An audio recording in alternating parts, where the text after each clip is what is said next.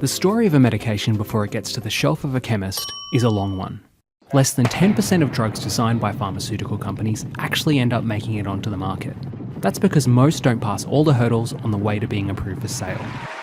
Before a drug even comes near being tested on humans, it's tested on animals. This first step helps scientists test the effects of the drug on vital organs and how toxic the drug is at different doses. Once this hurdle has been cleared, the drug must go through 3 phases of human trials, known as clinical trials, before it's approved for sale. Phase 1 is the first time the effects of a new drug are studied in humans. At this stage, it's all about safety.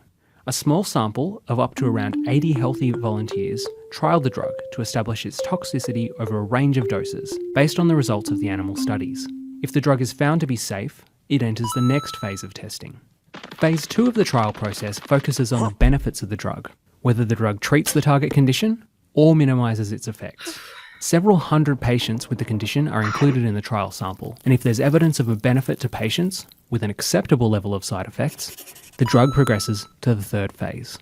Phase 3 is the most important phase of drug testing, and the last stage before drug developers seek approval from regulatory agencies, like the Therapeutic Goods Administration in Australia or the Food and Drug Administration in the US, before it goes to market.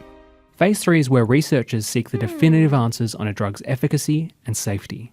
The number of participants involved and the duration of the studies vary depending on the product and target condition, but hundreds or even thousands of participants are often involved.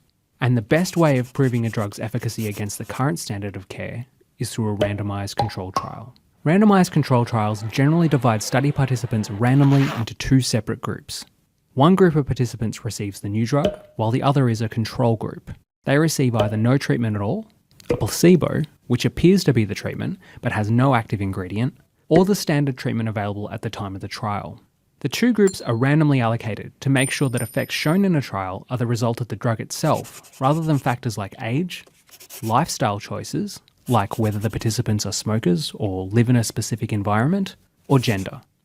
And to make sure that effects aren't boosted or hampered by the patient knowing which treatment they're getting, trials are generally what's called blind.